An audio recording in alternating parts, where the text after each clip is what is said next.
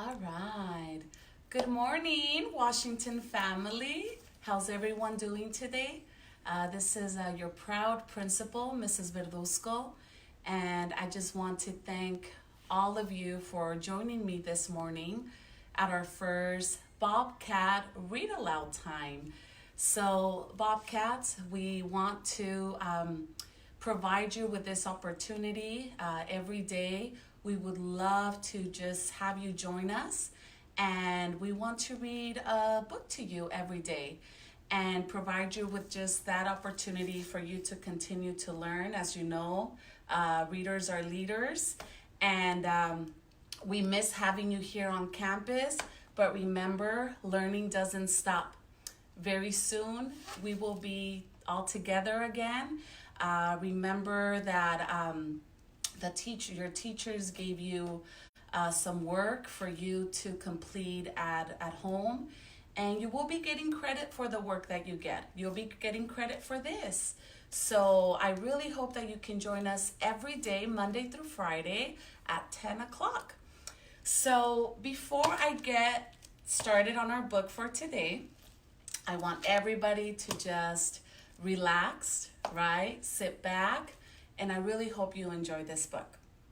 So, at the end of the book, I will be asking you a question, and I'm going to invite all my Bobcats to write a short response about the book. I hope you like it.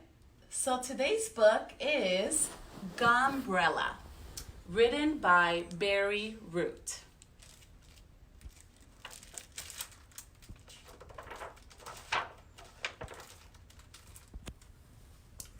Gumbrella was a good little elephant and believed in helping her fellow animals, if she could, especially the cute ones.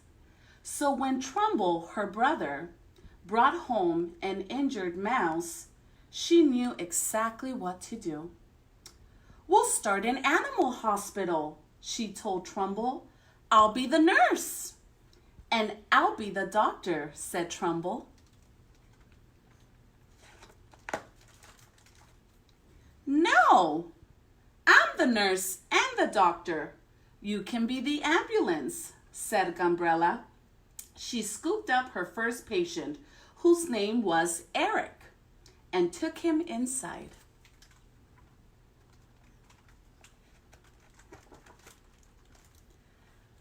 Gumbrella couldn't wait to get started.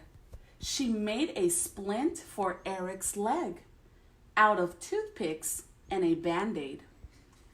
She brought him his meals on a tray, just like in a real hospital. Wow, how sweet is Gumbrella? She bathed him and petted him. She read to him and made get well cards for him and checked on him at least every 5 minutes.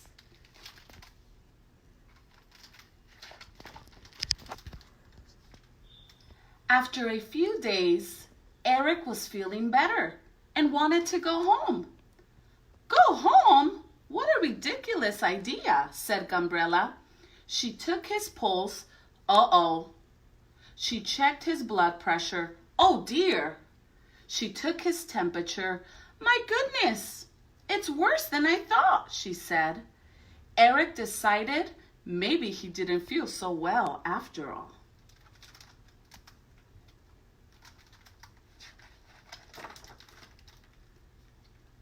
Gumbrella sent her brother out to look for more patients.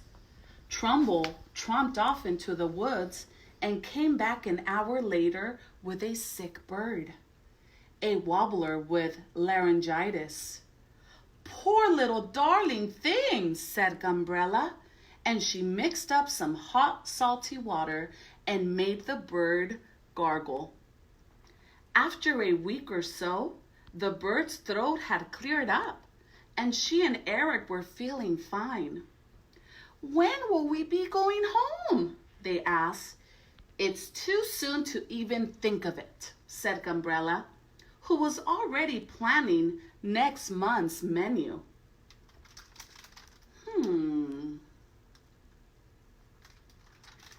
How long do you think she's going to keep them there, Bobcats? She's doing a really nice job taking care of them. Winter came in with a roar, giving Trumbull plenty to do. He found squirrels with sniffles, mice with measles, and moles with mumps. He brought them all inside and went out to find more. There were crows with croup, rabbits with rashes, an owl with a migraine, and a groundhog who just wanted to go back to sleep.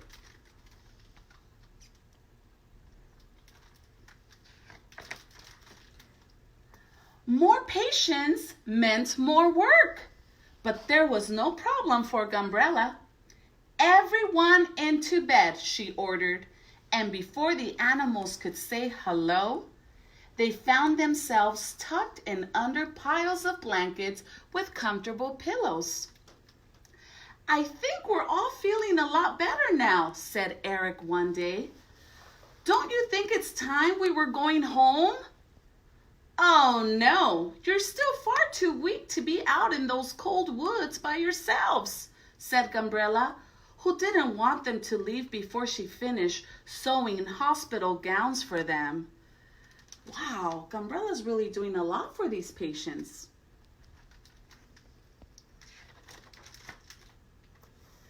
All winter long, Gumbrella looked for ways to cheer the animals. She painted beautiful pictures for them, brought in flowers from the greenhouse, and made their favorite foods. Thank you, Gumbrella, they said sadly. The acorn pate reminds me of the woods, said a gray squirrel. These flowers remind me of the meadow, said a lark. We're homesick, said all of the animals. When can we go home? Gumbrella was too busy to think about it. Maybe in the spring, she said.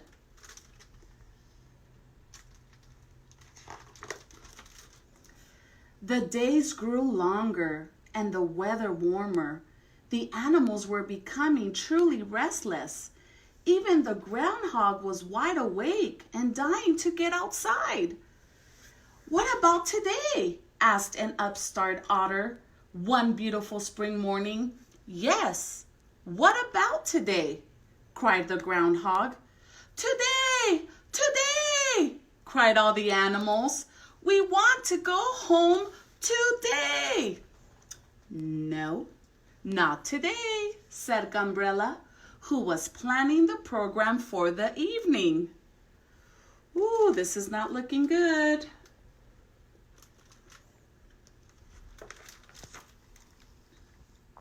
The animals had seen better dancing, but they all sat through it and clapped politely. All of them, that is, except Eric. Eric had had enough. Besides, he had seen where Gumbrella kept the key to the back door. Oh, what do you think Eric's about to do? Let's make a prediction. I think he's done being at the hospital. Gumbrella finished her last dance and did a long, low bow. The applause sounded different this time. More like wings flapping and feet squirming.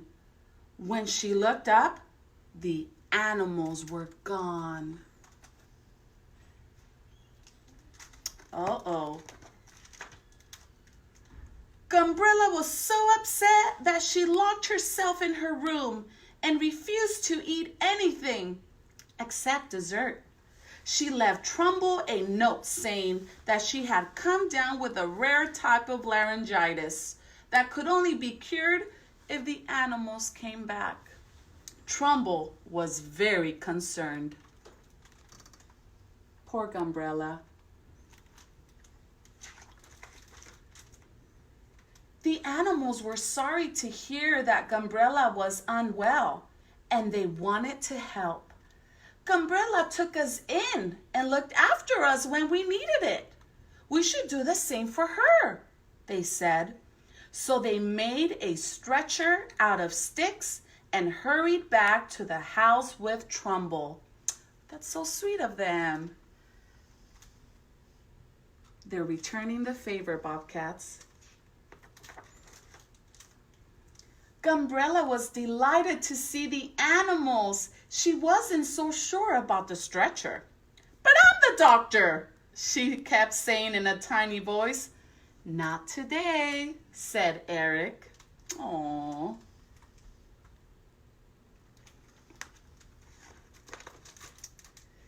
The animals took good care of Gumbrella.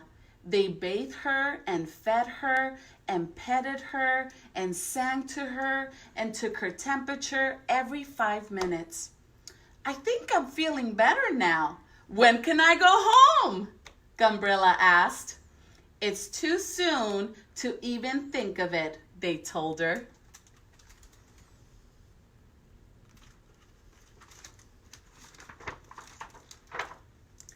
They knew just the right way to take care of a patient.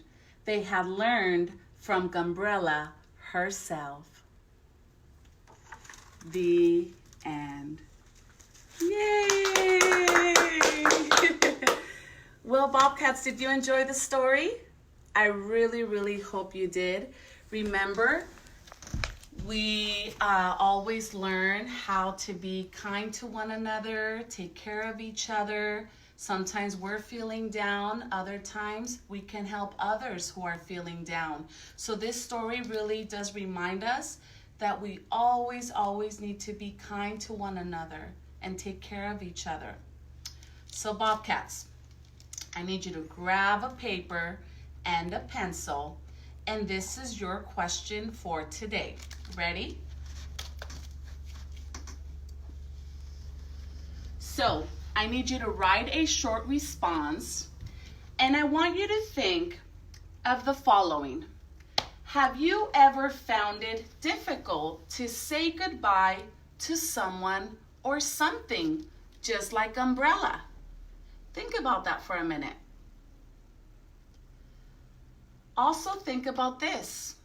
Did anything in the story happen that has happened to you? Maybe a time where you were feeling sick and someone in your family or a good friend took very, very good care of you until you were feeling better? Why don't you write about it? Let us know, Bobcats, and remember, this response will also count as credit. So I really hope that you can write about it. Remember, learning doesn't stop, and we look forward to seeing everyone. There's the bell.